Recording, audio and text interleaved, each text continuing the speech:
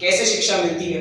हम विधान कर रहे हैं, विधान के बीच बीच में हमें कितनी नई चीजें पता लगती हैं कि हमें क्या करना चाहिए और क्या नहीं करना चाहिए, क्योंकि मात्र श्रद्धा ही सम्यक नहीं होनी, श्रद्धा के साथ चारित्र भी सम्यक होना चाहिए। इसकी वजह से सम्यक आचरण की प्रेरणा मिलती है।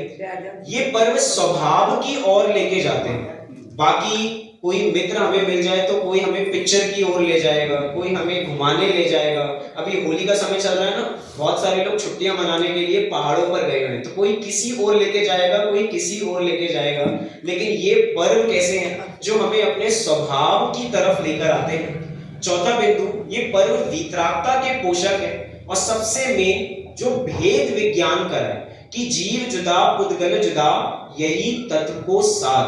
तो सिद्ध चक्र विधान या अष्टानिका महापर्व या 10 लक्षण महापर्व सभी के सभी हमारे वीतरागता के पर्व भेद विज्ञान रूपी प्रज्ञा छेनी को लिए होते हैं कि हम किसी भी तरह, किसी भी समय, किसी भी लक्ष्य को लेके भेद विज्ञान कर सकते हैं, ऐसा हमें समझना चाहिए आगे। क्योंकि हमारा विषय तो अष्टानिका महापर्व है, हमने तो पहले पर्व की भूमिका समझी। ये पर्व दो शब्दों, अष्टानिका शब्द दो शब्दों से मिलकर बना है, अष्ट प्लस अहन्नी। अष्ट मतलब होता है 8, अहन्नी मतलब होता है दिन। सो 8 दिन संबंधी अथवा 8 दिन पर्यंत चलने वाला पर्व, ये पर्व अष्टानिका पर्व कहलाता है, जो कि जैन पर्वों के अंतर्गत त्रैकालिक पर्व है। अगर आप पुराण साहित्य पढ़ेंगे तो पुराण साहित्य के अंदर जितना नाम अष्टानिका महापर्व का है उतना नाम 10 लक्षण महापर्व का भी नहीं है। अर्थात अष्टानिका महापर्व त्रैकालिक पर्व है जो किसी काल से कोई भेद पाते नहीं है। अष्टानिका महापर्व कब कब मनाए जाते हैं? तो एक बहुत सुंदर हम पूजन रोज पढ़ते हैं, उसमें आता है कार्तिक फाल्गुन साड़ के अंत 8 दिन मागी, नंदीश्वर सुर जाते हैं हम पूजे लिए ठाई।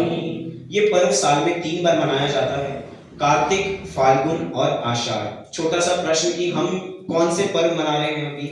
कार्तिक वाले, फाल्गुन वाले, आषाढ़ वाले। तो हम सभी फाल्गुन शुक्ल अष्टमी से पूर्णिमा तक जो महीने के अंत में 8 दिन पड़ते हैं, ये वाले पर्व हम इस समय मना रहे हैं।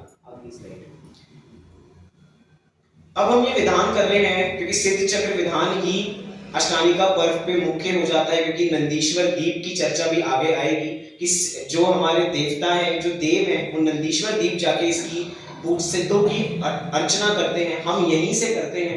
तो सिद्ध चक्र पूजन या विधान से उससे क्या लाभ है? लाभ अनेक हो सकते हैं, लेकिन हम 2 लाभ देख सकते हैं। जैसे कि सिद्ध चक्र के पूजन विधान करने से हम सिद्धों के स्वरूप को पहचान कर यह जान सकते हैं कि जैसे ये आत्माएं शुद्ध हैं, पवित्र हैं, वैसे ही मैं भी शुद्ध।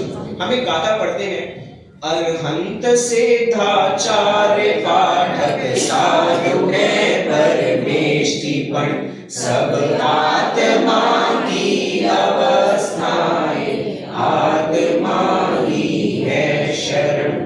अब ये पांचों परमेष्टि जिसको ध्यान, अब हम सिद्ध चक्र विधान कर रहे हैं तो मात्र सिद्धों के लिए नहीं कर रहे। हम समय सार में देखते हैं तो समय सार में वंदित्व सब सिद्धे लिखा, लेकिन उसको कनेक्ट करें तो वंदित्व सब सिद्धे सिद्धों के लिए। अगर आत्मख्याति का मंगलाचरण देखें तो वहां पे नमः समय सार है, मतलब पहले मैं सिद्धों को नमस्कार करता हूं और उसके बाद नमः समय सार है, अर्थात मैं अपनी शुद्धात्मा को नमस्कार करता हूं। मतलब सिद्धों से मिलने का मार्ग ध्यान जो है वो सिद्ध बनने के लिए है, मात्र सिद्धों का स्वरूप जानने के लिए नहीं है। दूसरा बिंदु, सिद्धों के समान मुक्ति का मार्ग अपनाकर हम भी इनके समान अनंत सुखी और अनंत ज्ञानी बन सकते हैं, अर्थात हम सिद्धालय में विराजमान हो सकते हैं। ये हमें विश्वास है या नहीं? हाँ जी कि ना जी? हाँ जी। तो हम सभी ऐसे अष्टानिका महापर्व का स्वरूप समझें। इसी मंगल भावना से मैं अपने विषय को यहीं पे विराम देता हूँ। बढ़ते हैं अगले विषय की ओर।